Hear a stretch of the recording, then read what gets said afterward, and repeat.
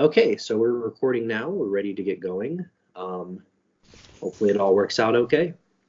So, just so everyone watching understands what's happening, we have two people debating. We have moderate, who's on the right of the screen, and progressive, who's on the left. We're going to be talking about healthcare and college education, particularly with healthcare debating on if the United States should adopt a Medicare for all system, and for education to see if we should have free college tuition, eliminate student debt, that sort of thing. So I'll be moderating. I have 3 questions per topic for each of the people debating. Not sure if I'm going to get to them all, but I'm going to try to stay balanced. If one person gets a question, I want to make sure the other one gets it. And I really don't want to talk too much because that's not what you guys are here for. So we'll start with a quick opening from both parties here.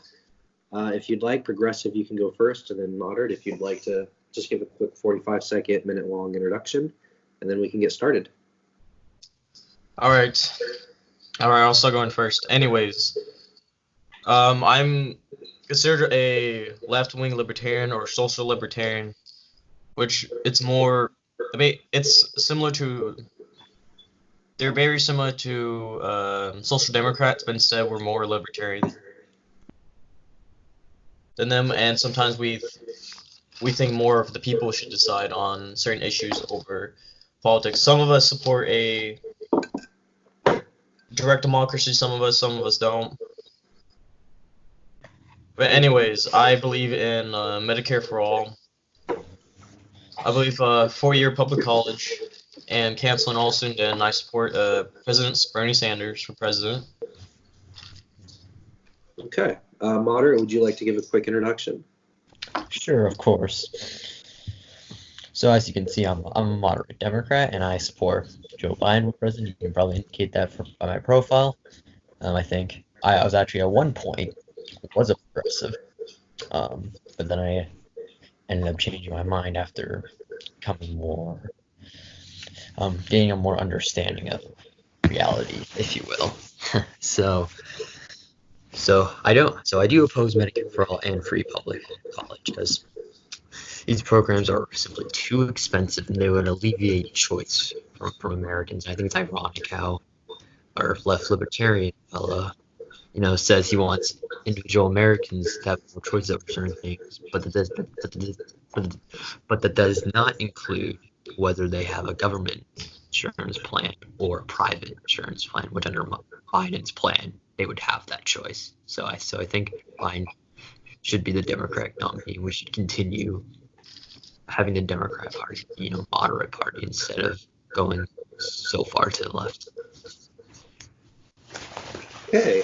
So there's our introductions. Do any of you guys want to talk about that, or would you like to get right into the first question? All right, well, I'll be ready for the first question. I don't care either way how it goes. Okay. Well, progressive, I'll give you the first question, and then you guys can talk about it. Okay, fair enough. The Committee for Responsible Federal Budget calculated that Medicare for all coverage would result in an additional $19 trillion of federal debt, causing debt to rise 154% of our GDP by 2026. Is this a really financially doable idea, Medicare for all? Okay, before I get to that part, I like to say that most of America's debt is to ourselves, which is mostly to the Federal Reserve and to the Treasury. So we're more debt to ourselves. Even though we control our own currency. So that's why I want to bring it out there. I don't have the source for that, but I should have brought it earlier. But I try to bring as much source as I can. Anyways, since the debt's going over 19 trillion, sometimes we gotta think of other costs that we think is too expensive. For example, the cost to bail out the Wall Street banks cost over $20 trillion. No one questioned about that. No one questioned over how much it costs for the war in Iraq and Afghanistan, which cost us $6 trillion. So I think it's more what we should focus on spending to where we can alleviate the debt. And we need to where we grow the economy for the middle class, so where they buy products.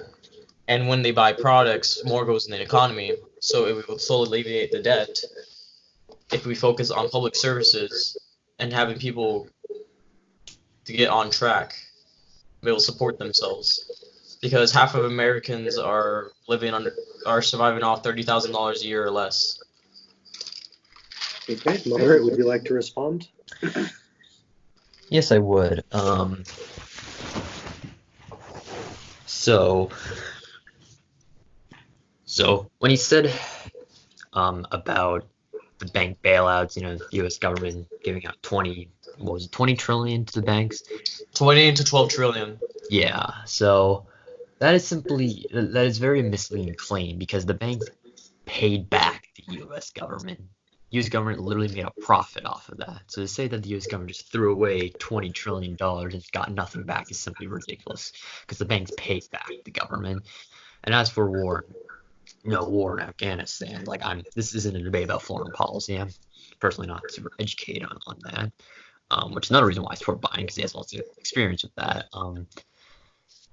But there's definitely a debate they have on whether we should spend all this money in foreign policy, but I won't get onto that in this debate.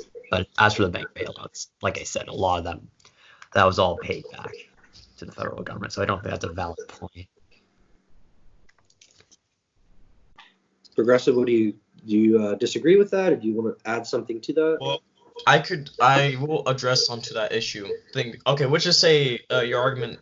I can't say I'm not gonna act like I know about if they paid it back or not, but we'll just say they did. We'll just say logically, we're still paying them tens of billions of dollars onto subsidies to these banks, and we're paying over $20 billion to oil companies as subsidies. So the thing is, we're still paying these banks, even like Dodd-Frank, even though it was a step in the right direction, it was a half-ass measure.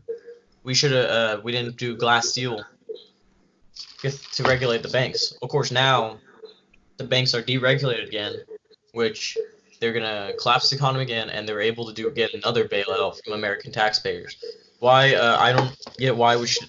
Okay, because I think there's part of capitalism. I believe if a bank or any company does poorly and goes bankrupt, the government should not be able to bail them out from their own fault.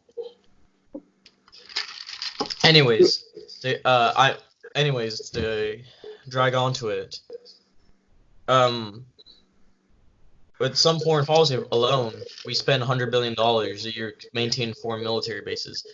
I think what we should look at is what our priorities should be, because the corporations are the ones that crashed the economy in the first place. They got the bailout, but then they're getting subsidies when they're starting to deregulate. They shouldn't have gotten that bailout in the first place because they defrauded many Americans and foreclosed their homes. So just to stay on the point, though, if that's okay, in terms of paying for it, you're saying make cuts to certain areas of government to lessen the burden of debt that'll be put on American citizens with this program. Is that correct? Yes. Well, there's multiple ways to approach it. Could I make a just? Sure. Yeah. So you're saying how we give oil companies tens of billions of dollars a year, and we maintain our bases of $100 billion a year. I'm like, okay, but you do realize Medicare for all would be 34 trillion over 10 years, so a little over 3 trillion a year. Even if you were to cut all those various programs, it would not be enough. And actually, a study from the Committee for Responsible Federal Budget says that if you wanted to pay for Medicare for all with cutting federal spending, you would have to reduce non-federal health spending by 80%. That is, do you have any idea what that would mean?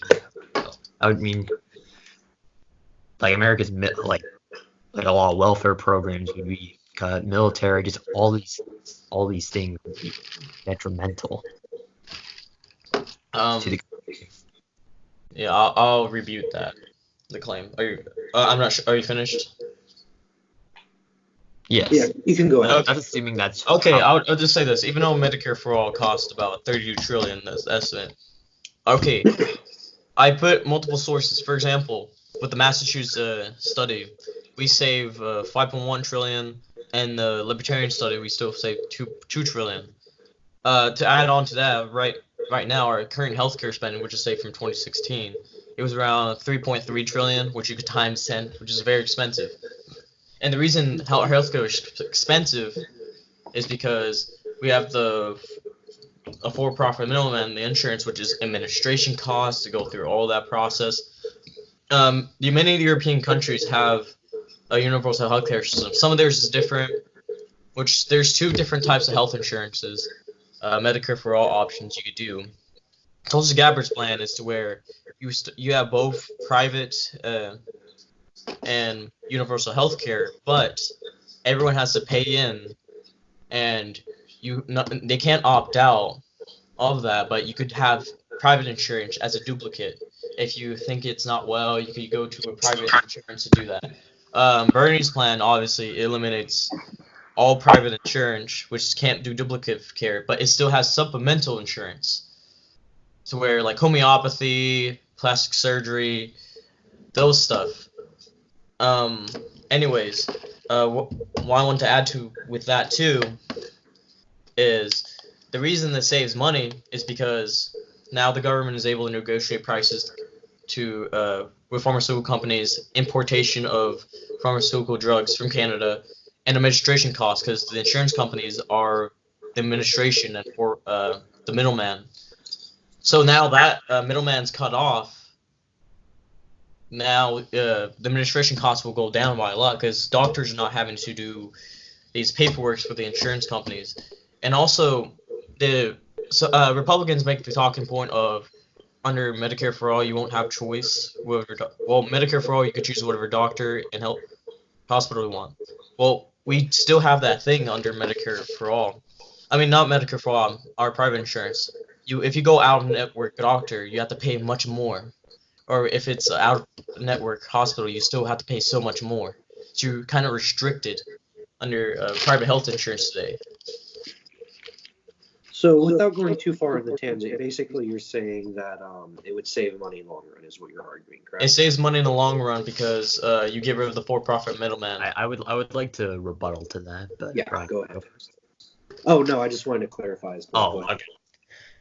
So the two studies that you're citing, I do have them, right? I do have them. I already sent it to him. No, but I just want to, because I do have them and I have viewed them. So the one from the libertarian think tank you're talking about, that would say $2 trillion is technically correct, but the author of that study simply said that these are very conservative estimates, meaning that the actual cost of Medicare for all could be greater, because they are assuming that cuts to drug costs and administrative costs would lead to a decrease in spending, but the author also says that it would result in doctors being paid 40% less, assuming, but that's just an assumption since Sanders said doctors under his plan will be paid at Medicare rates, and estimates have said that over the course of 10 years that Medicare would pay doctors about 40% less than private insurance. So let's assume that it does save $2 trillion, but doctors are paid 40% less. Don't you think some doctors may reduce the quality of care or just leave practice altogether, resulting in a lower supply of doctors and lower quality? Wouldn't that be a bad thing? And that's assuming that it is cheaper, which it's obviously a conservative estimate. I have studies that confirm that it would actually overall be more expensive. And as for your other study from Massachusetts, I mean, I'm a bit skeptical because it was by a think tank founded by. I mean, it's by an economist. Massachusetts studies stated from the that was by a think tank founded by Sanders Wise, so there could be some bias there. I do have two other studies that confirm that find that increase overall health expenditure. But I just want to ask you this: wouldn't a 40% reduction in doctor pay have a negative effect on quality and the supply of doctors? I mean, I could make that argument against it. Well, okay, if we were going to say with a 40%, let's just look at the other countries and the European countries. Even though Canada and the other European countries have less paid doctors, but magically somehow their cost of healthcare is half, and also they have better healthcare quality than the United States does. We're ranked on 38th on healthcare, and for developed countries, we're ranked 11th out of 11. So our quality healthcare is much lower, and it costs more. So let's just say your argument is correct of cut of 40%. It doesn't seem correlation with it whenever there's how the European countries are, because obviously their doctors are paid less on average, like Canada, than the United States. But I wanted to say that you don't need to reduce the pay of the doctors, because the people that already work under the private health insurance, people are already into those jobs. So they want that private middleman. Well, even though tens of thousands of people will lose their jobs, obviously we have to. There'll be a transition in the jobs. Who are into those. We could put a jobs program to put them in other administrations to transition them. That's kind of how you do it, because you don't need to pay the doctors when there's already people that were working for the private health insurance companies that do paperwork and stuff like that. Yeah, are you done your point? Can I respond? Yeah, you can respond. So I just want to clarify a few things. So you say, so actually there's about 2.5 million people who work in the insurance industry, I think. So you would be displacing a lot of jobs moving to a single payer program. And as for your point on in different countries, yes, this is true that places like Canada and Europe, doctors do get paid less, but you gotta consider the fact how America overall generally has higher wages, and medical school in these other countries is much cheaper. In some countries, such as France, it's free. Well, not free, but it's paid for by the government. So, and the fact that wages are generally lower in other countries, so there's more of a reason for why doctors are paid less in other countries.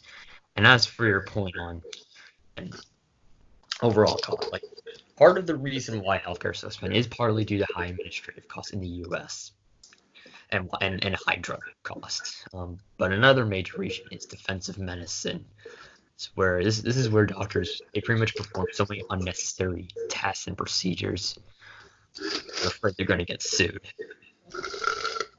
So to address a problem like that, you're going to need to provide more protections, for doctors from a lawsuit. A single payer system would not make that any better. If anything, it would make that worse, because if you under Bernie's plan, there's no co-pays and deductibles, so people would end up consuming more healthcare. In these studies, like from the Commonwealth Fund, Urban Institute, and the Rand Corporation, have said that yes, Medicare for all would reduce drug costs and administrative costs, but the increased demand for healthcare would overall lead to higher national expenses. So if there was a Medicare for all system, let's say implemented in 2020, the study from the Urban Institute and Commonwealth Fund estimate that National Health Center would be $719 and $719.7 billion higher this year alone, though. And then the Rand study has a very similar estimate. If it was in 2019, the difference, like under the status quo, it would be $3 trillion, about 3.8 trillion versus 3.9 trillion under Medicare for all, assuming in 2019, though. And as for the libertarian study that you mentioned, though, they acknowledge that yes, drug cost administration would decrease, but these are conservative estimates, and that they actually could be higher. And then, like you said, you think provider payments should be higher than 40% lower than private plans, though. That would definitely increase overall spending to where at least using the methodology of the libertarian study from the libertarian think tank, where health expenditures would actually be higher than the current system, though. If you guys would like, I can throw in a second question unless you guys want to continue. I think we're done with the healthcare question. I think Okay. To public college. Well, I haven't really talked about my proposal. Is it okay if I go ahead and at least give him one question? That way you both have a single question. Yeah. Okay, so we can go ahead and talk about Biden's plan a little bit. So, Moderate, you've said that this Medicare for all system wouldn't pass in Congress and that Democrats should go after a more realistic plan like maybe what Joe Biden is proposing. But in a form of public option, which was described in a fact sheet that Biden's campaign released to reporters, is a pretty ambitious public option. And it's very similar to the public option that was ultimately rejected by congressional Democrats during the Affordable Care Act debate.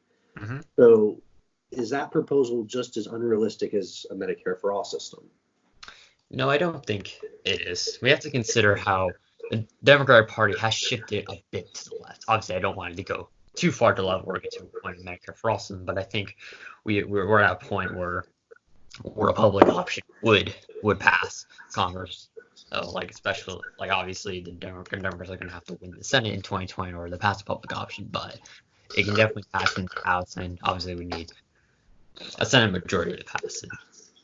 But I think a lot of progressional, like, Democrats and the moderates have realized that like the affordable like has realized like even a lot of Republicans have realized that you're not really going to get rid of the Affordable Care Act. Republicans have tried to get rid of it and failed. Like, definitely the approach to healthcare is going to be more one where the government is more involved. I don't think the government should be controlling all the insurance and whatnot, but I just think a public option at this point would be easier to pass than back in 2010 because of how the clinical climate on healthcare has changed.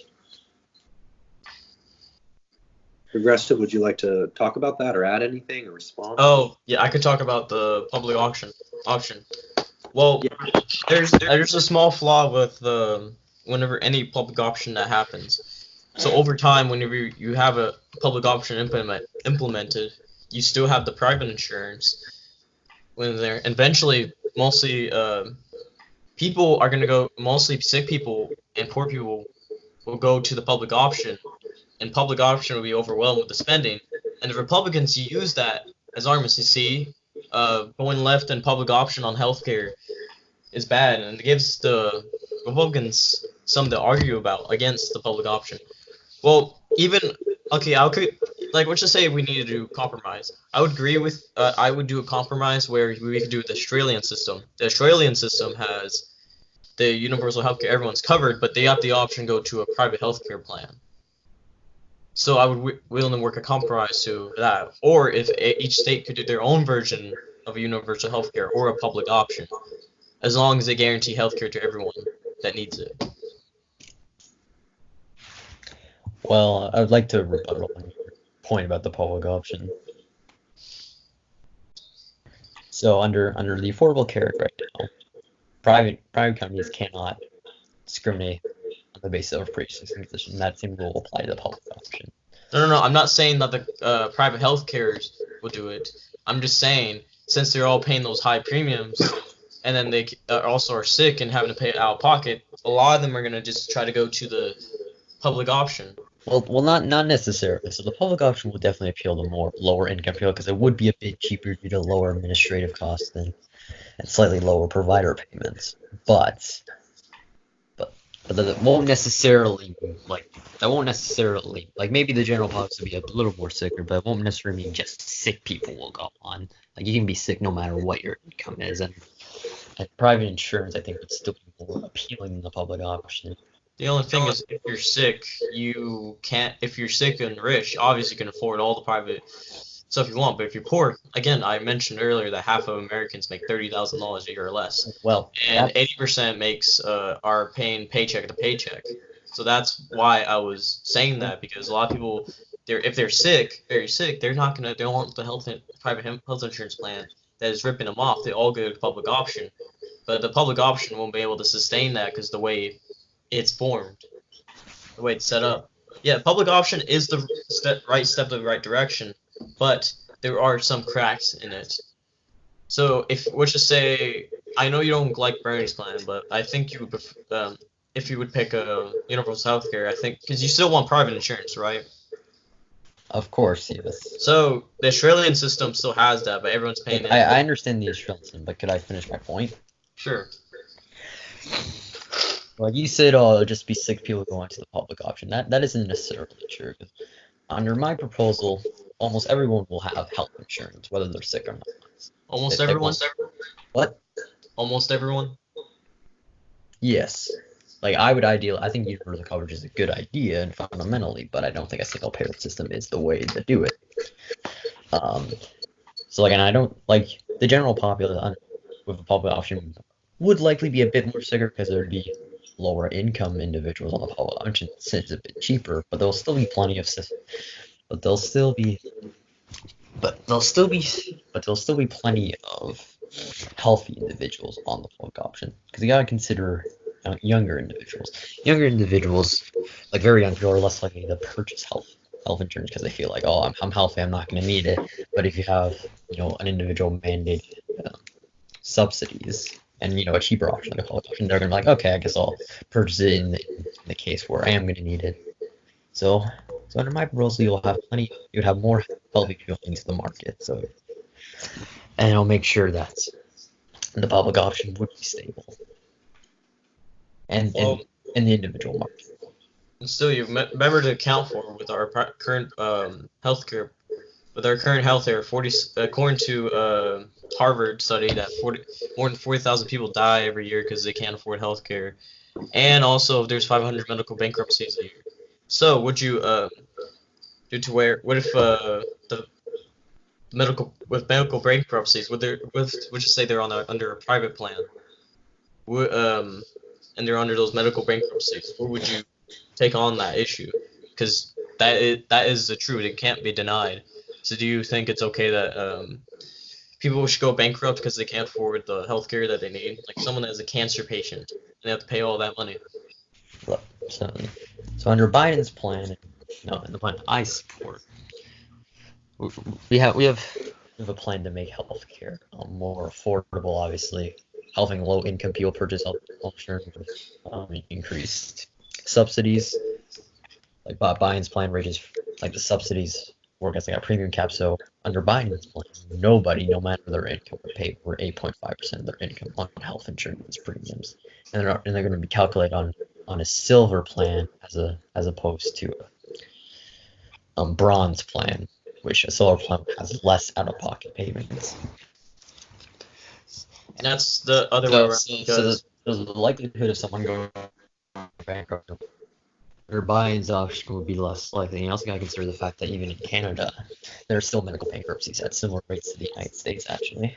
I mean, it's only because they don't have universal dental care. They still have to use private insurance for dental care. That's the only reason why. I mean, they're not going to... Okay, so if someone's free at the point of service, you're not going to go bankrupt over it. I'm just saying. But if you're accounting for also dental care and eye vision, yeah, that would make sense because it's not under a government health insurance. It's a private insurance that does dental visionary. But if it's some free at the point of service, you're not going to go bankrupt. Just like you're not, if you call the police, you're not going to go bankrupt for calling the police. You're calling the police for help, fire department.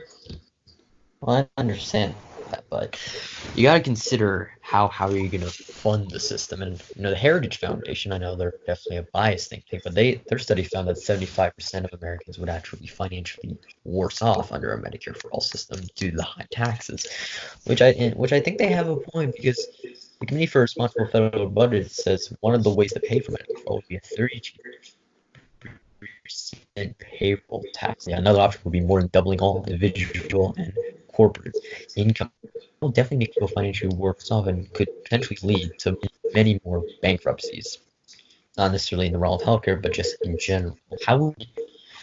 Just that under your plan, how would you be able to overcome that issue of potentially more bankruptcies due to the much higher taxes? Yeah, I could easily make an argument against that because with all current private insurance, those that make $60,000 a year, which is the same, they usually pay around 15 to 30% on out-of-pocket expenses for healthcare. Huge part of their income.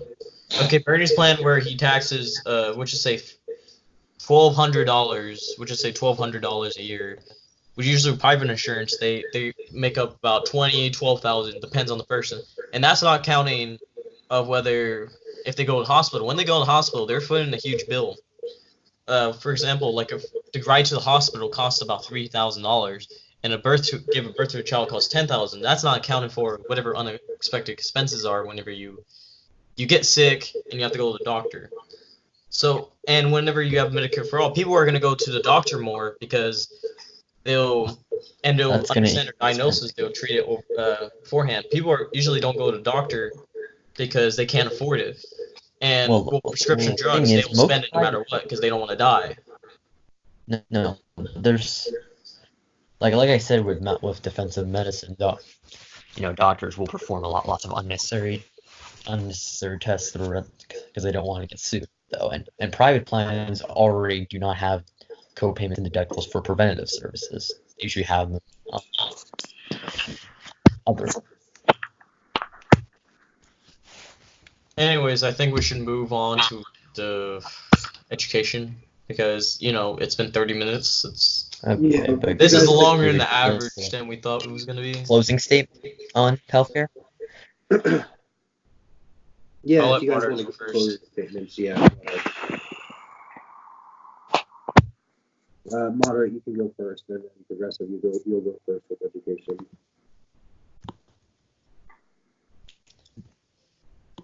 If that's Wait, okay. who's going first? You go ahead first, and then you can go last for education closing. Okay, so I don't believe Medicare for all is a viable situation. It would cost simply over $30 trillion over the course of 10 years, make most families financially worse off, increase national health expenditures, and fails to solve many of the issues in our healthcare system, including defensive medicine, and the low amount of primary care physicians and workers. So Medicare for all is simply too expensive and wouldn't solve a lot of the issues of the health system. My plan, a public option, subsidies along with provisions to lower prescription drug costs, administrative and combat defensive medicine will reduce costs significantly. And Medicare for all system would increase overall national health expenditures. So I think we should go for more two-tier healthcare system where overall costs go down, people have their choices, and the government doesn't dictate your health insurance. Okay, you can go ahead, Progressive. Alright, my closing statement is we're the only major country on earth that does not guarantee people healthcare is right of all the other developed nations. We pay twice as much for lower quality healthcare. I think it's not right. 500,000 people go bankrupt because they can't afford healthcare. So I think a Medicare for all system is best for families because when you're under Medicare, it's free at the point of service. There's no co-pays, no premiums, and no deductibles. And you don't have to worry about having go bankrupt or die because you can't afford healthcare. And all these other countries were able to perform a universal healthcare system and are better efficient at it than we are. So we should take their example and go with Medicare universal healthcare system. Okay, if you guys, we can go ahead and get in talking about college education. Sure. Tuition free or not. Progressive, would you like to start? And then Moderate, you can give an opening. Okay, I could start first. What? Do you want to start, Moderate? No, I thought you were starting. All right, I'll go then. Okay, so I support a 4-year public college and the elimination of student loan debt, which would be over a 10-year decade of canceling all debt. So that's where my statement would be, because it's important, because now we're in the 4th industrial revolution we're going into, and the high school diploma is becoming more worthless over time, so it's important for people to go more to college or trade school. Either one is viable, but we're getting to where we need more educated people. Progressive, can you mute your mic for 1 second? Yeah. Okay, go ahead and unmute it. Sorry, there's like an echoing sound. I didn't know if it was coming from someone's end or not. It went away now, so I think you're okay. Sorry. Oh, it's fine. Well, that's about it that I made. Okay. Moderate, you can go ahead and give your opening.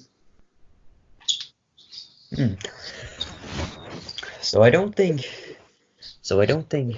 So I don't think having free public colleges and universities is our best approach to alleviating the burden of high tuition costs for students. So I don't think it's the best option because if you were to make college free for everyone, well, why should we be paying for someone who's super rich or in the upper middle class college tuition when they're on a pathway to pay for themselves? Why not instead increase Pell Grants for lower income people to help them pay for their tuition? And another point to make is there are many other options other than just university, like you said, trade school, apprenticeships, etc. There, just that college university is not the only option. These other options like trade school, apprenticeship can make a lot of money and are much less costly than college and university. Okay, if you guys like, I can give the first question and maybe that can spark a discussion. All right, sounds good. All right, I'll give this one to moderate. In 1944, the GI Bill paid for the education of 22,000 dentists, 67,000 doctors, 91,000 scientists, 238,000 teachers, 240,000 accountants, 450,000 engineers, 3 Supreme Court justices, 3 presidents, many congressmen, a Secretary of State, and 14 Nobel Prize winners. Wouldn't free college help benefit society by educating those who have the potential to do really good things? That question's for me, right? Yeah. Okay, just making sure. So yeah, I do see the benefit for free college. That it could alleviate some of the burden off of students, maybe lead to a generally more educated populace. But the thing is, you got to consider how if we were to make college free for everyone, that would be giving a lot of people a free ride. A lot of people in the upper middle class and the rich who do not need this government system for this college. I see no reason why the taxpayer should have to pay money so rich people and just enough people in the upper middle class to get a free ride for education. Like I would support increasing like the Pell Grants, which help lower income people pay for tuition. They definitely haven't been adjusted for the increased cost of colleges and universities. So yeah, I think it is good for a certain amount of people to go to college for an education. Though, like you said, scientists, doctors, Supreme Court justices, etc. But I don't think making it free for everyone is the best option, considering how you can give people with higher incomes a free ride.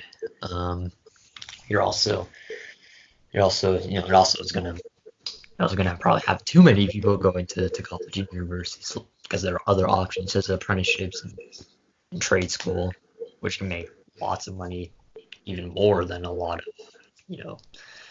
of jobs that you can get from a university degree. So I think we should take it on an individual case basis. If you are low income, the government will give you assistance to pay for post-secondary.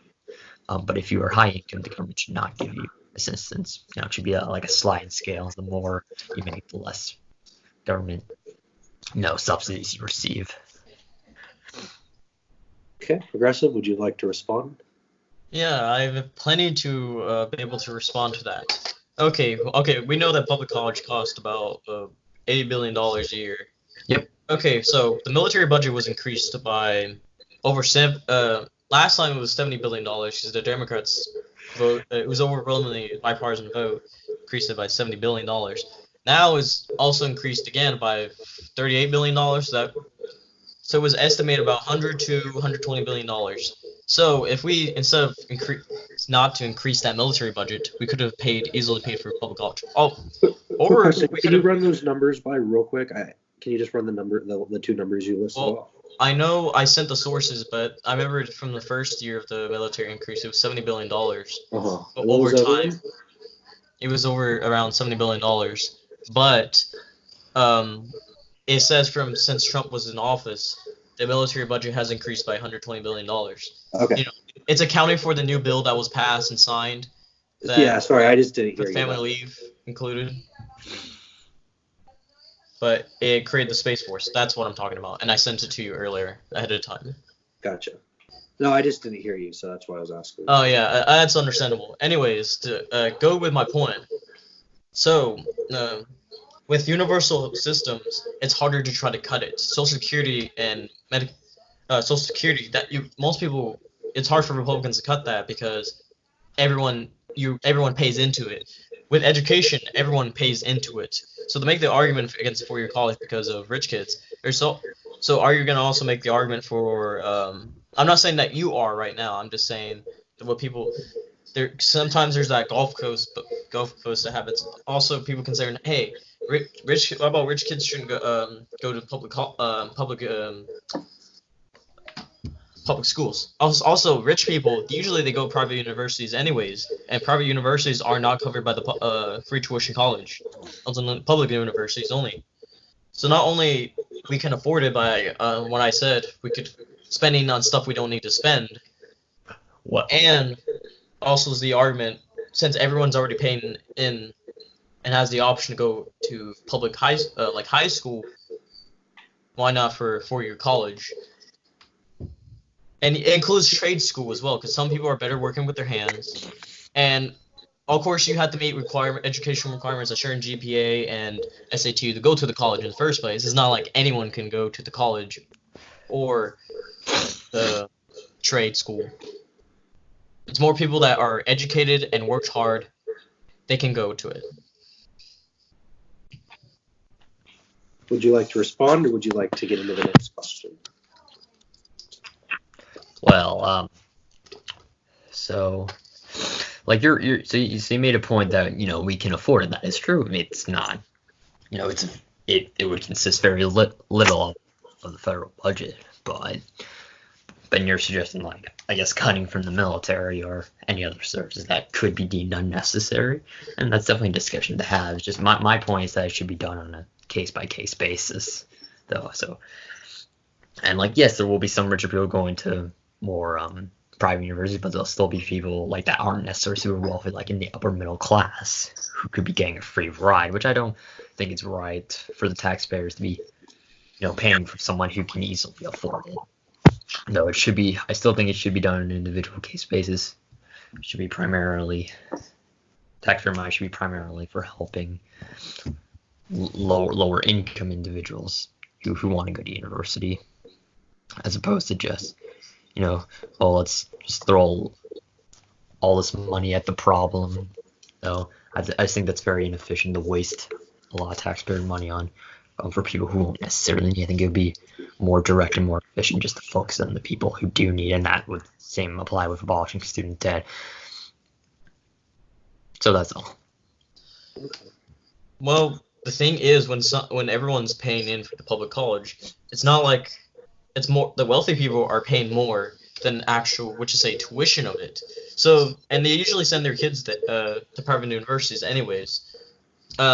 It's universal health, universal programs are very effective because, in fact, I don't have the source for it right now, but I know, I'm very sure you guys are aware that Trump just cut 700 people off food stamps, hundreds of thousands of them, and made lower standards. So, like, whenever you have a SNAP program or certain welfare, it's incentivized and it's easier to cut.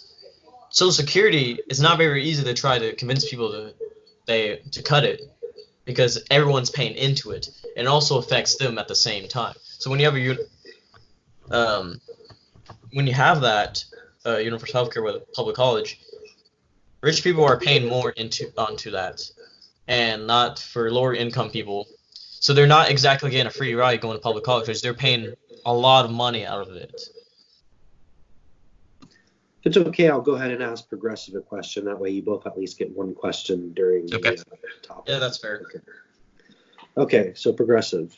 Before last year's expansion of the community college fee waiver, over half of the 2.1 million California community college students, who account for about a fifth of national enrollment, were already attending for free. Yet, according to the government's own scorecard, only 6% of the enrolled students completed a career technical program, and fewer than 10% completed a 2-year academic program within 6 years' time. According to a study by Indiana University, only 30% of community college students complete their 2-year program within 6 years, and only 7.7 complete a bachelor's degree at a 4-year institution within a 6-year time frame.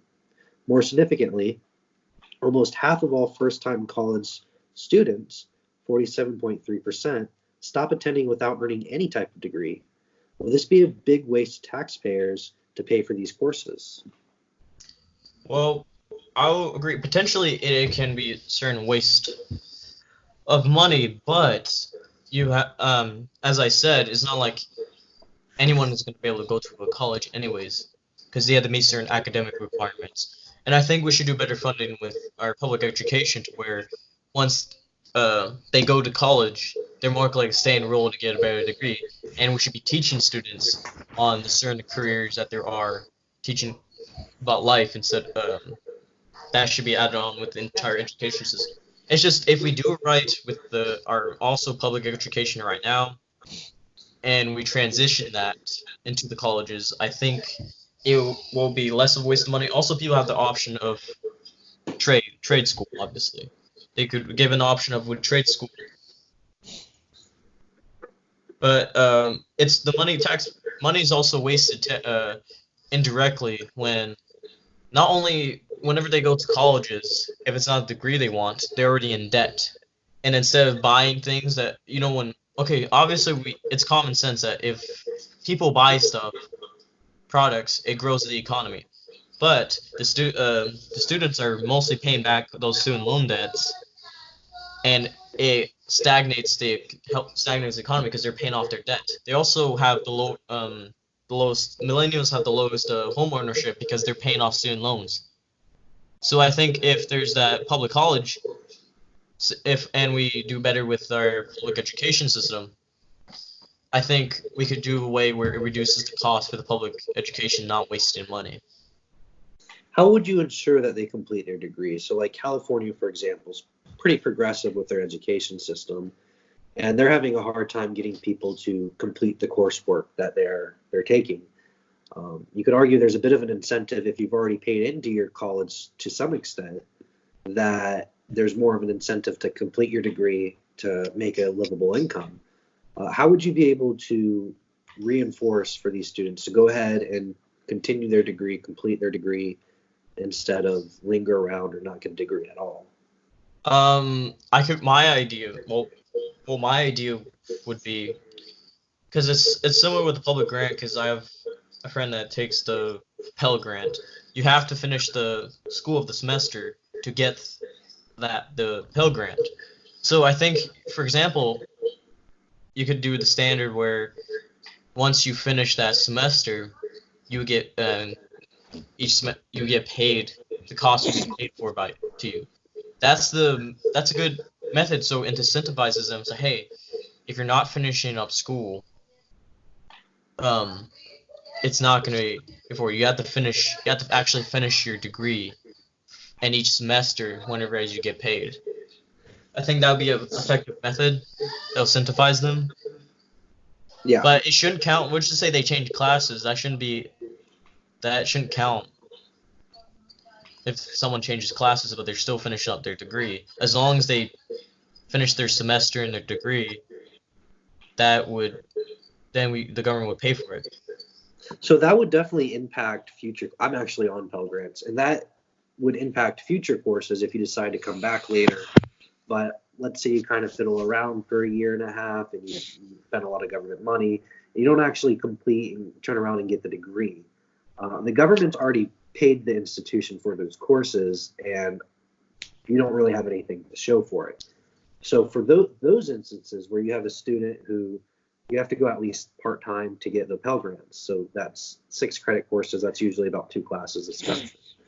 For those students who maybe do that for a year and a half, 2 years, and then never really complete their program, how would we encourage them to complete the program? That way we're not spending money for someone who wouldn't turn around and get a degree, if that makes sense.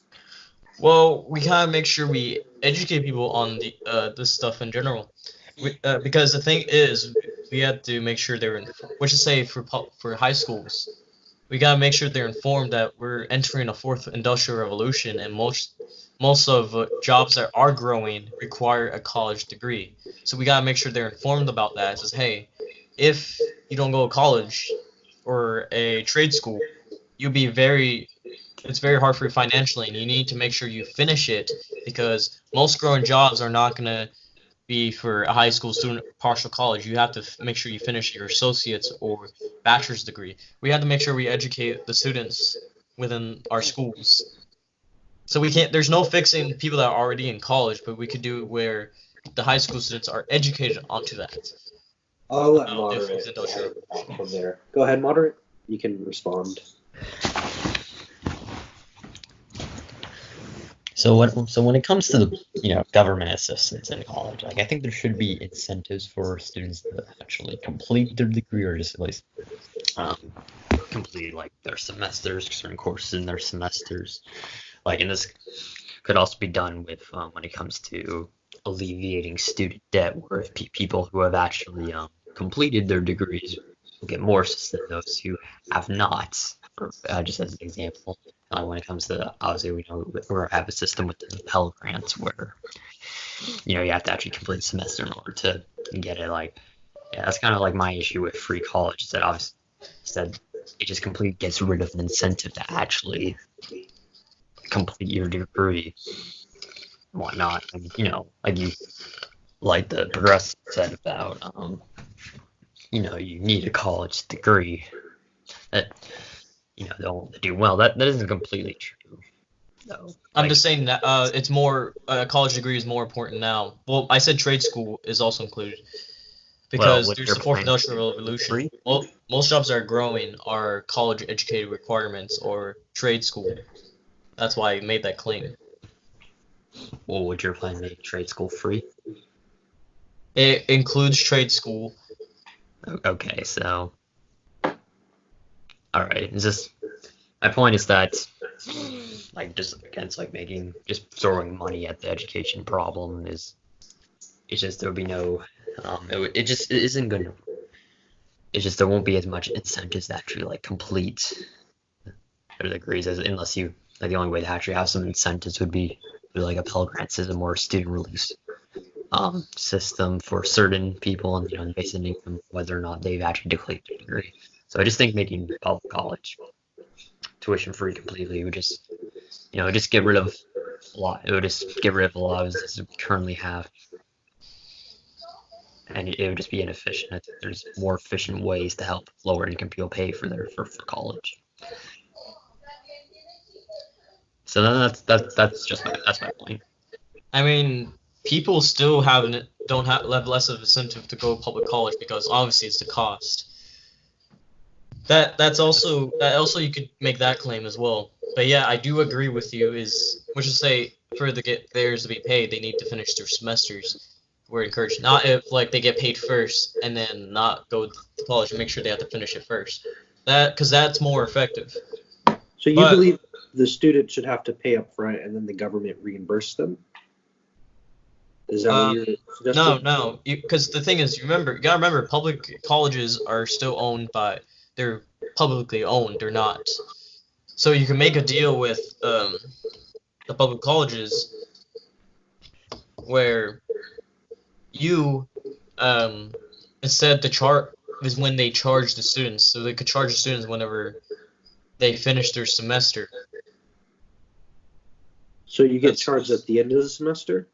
Yeah, when you finish up at the end of the semester instead of before. What would happen if they don't pay at the end of the semester? Yeah. That I would have to figure out, but I think it's better to where we have to educate our students in high school of why it's important for a college. Like, for most things, you pay before you get in, not after. Yeah. You'll be dropped if you don't end up paying it, yeah. People paying.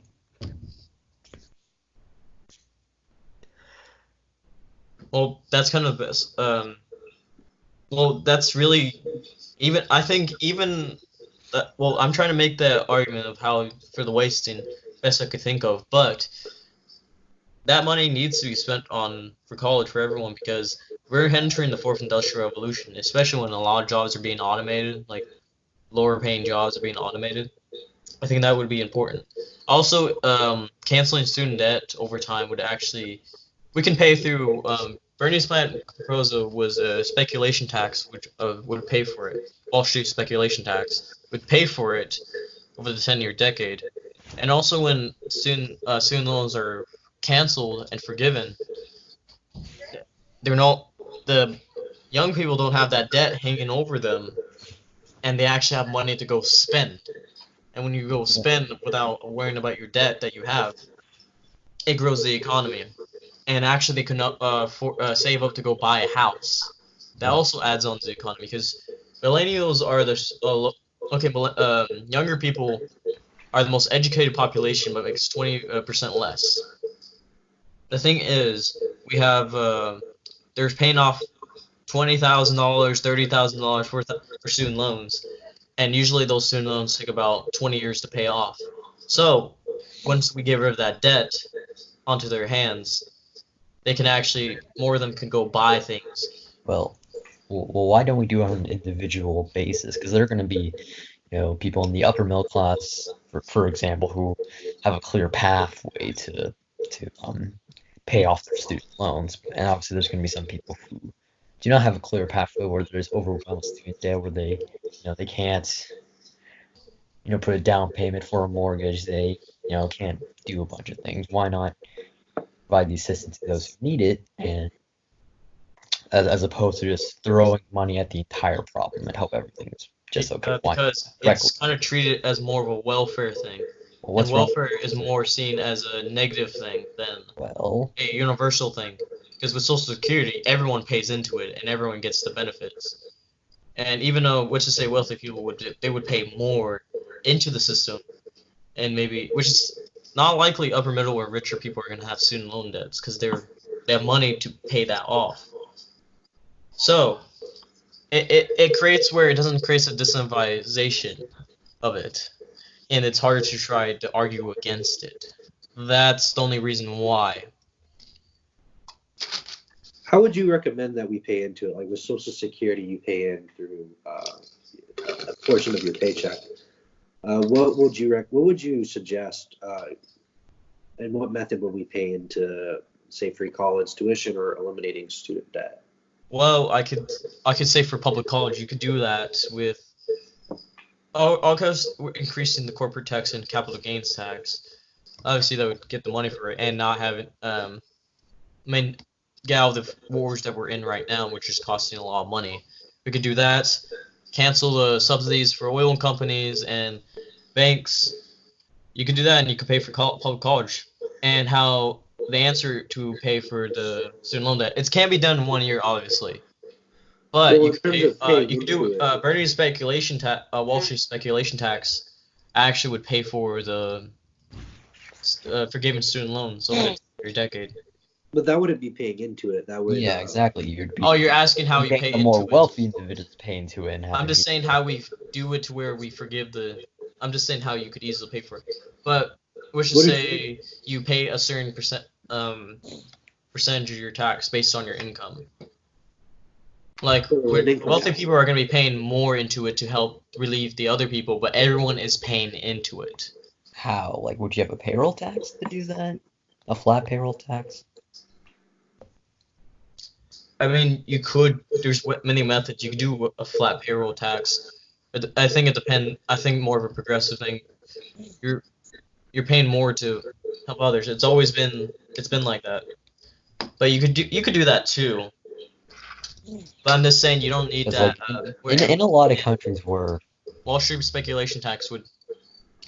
But that's not paying into it because that's only Wall Street. Paying would be everybody. People at the top to pay into it, or forcing them. Yeah, okay. If Wall Street's paying for it, then why does it matter if rich people their student loans are canceled because they're paying a lot of money into it? Well, it's just your point is that you want it to be a pay-in type thing. So it's instead of being an entitlement, everyone pays a little bit into it. Because I'm saying with universal programs, everyone's taxed on it. Everyone's taxed on all the universal programs. I'm just saying, with universal programs, they're less likely to be cut if everyone's paying for it. Right. Well, I'm just saying for public college, if everyone's paying into public college, that's the thing. For student loans, once those student loans are forgiven and they're all paid off, it grows the economy. And since everyone does not have debt in their hands, you could spend money.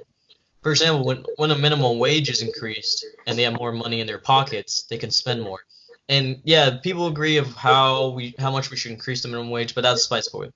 It is true when a minimum wage is slightly increased, or money in people's pockets are increased, or debt is decreased, they have more money to spend. They're more likely to spend money, which helps the economy.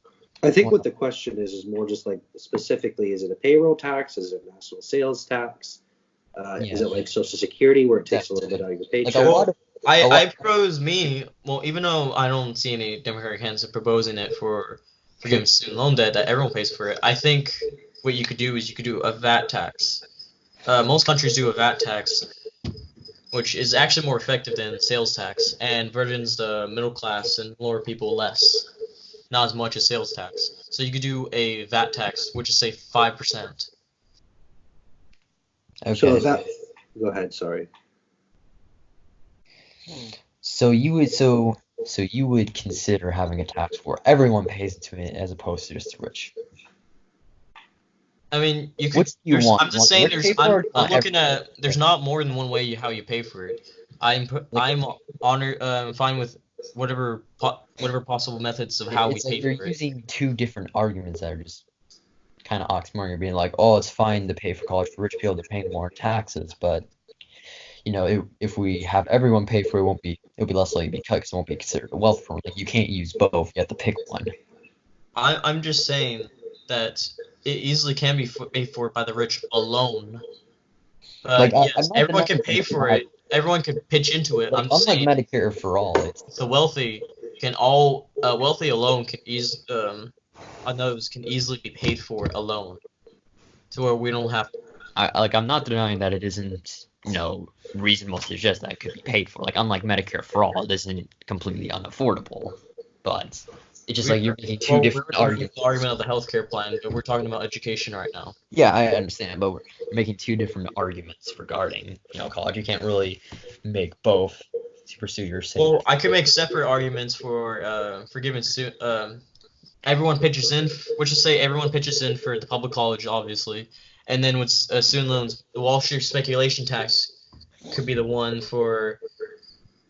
Will be the ones to pay for forgiving student loan debts over a 10-year decade. Whether or not you don't like the idea of upper middle class being their student loans forgiven, they're less likely to have a student loan debt. Also, people that are in medical school, they're considered upper middle class, but they're hundreds of thousands student loan debt. So it helps relieve the debt for everyone. You got to understand that over 80% are living paycheck to paycheck. 1%, it doesn't matter with the 1%. They're not likely to have student loan debts because they're wealthy and they can pay it just fine. So I'm agreeing with the Wall Street speculation tax whenever you're doing forgiving student loans. It's just less likely where Republicans can attack against it. It's not treated as a welfare system. That's why. So you believe everyone should pay into the college tuition aspect? That's the part you believe. Like everyone pays in, but the thing is, the wealthy pay more, much more. Because, for example, if you're making $20,000, let's just say you're probably paying $200 or $500 into public education, which is say you're doing that, and in taxes. But then if you're someone that's wealthy, which is say you make $1 million, which is say you're paying $30,000 or more. I'm not saying that's what we should do. I'm just saying, I give an example.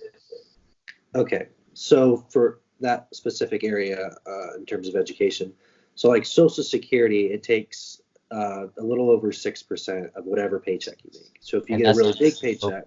I would like to just correct something there. It's 6% off the employee and the employer, but most economists consider that the employee would just reduce the wages by about 6%. So it's really 12%. It is. You're right there. But in terms of, that's just an example of one sort of way we pay into something for Social Security, for example. I think what we're asking more is if you want people to pay into free public college tuition, what way would you implement that specifically? Like what type of tax? Yeah. Income taxes, which is a progressive tax system. Okay, so you tax everyone's income. Yeah, like a higher tax the more you make. It's like income taxes, which is a progressive tax system, more onto wealthier people, but everyone still pays it. Just some pay more, higher percentage. Okay, just making sure. Do you guys have anything else you'd like to say, or? Well, I made my point, so I don't know if he wants to say anything else. I already finished everything.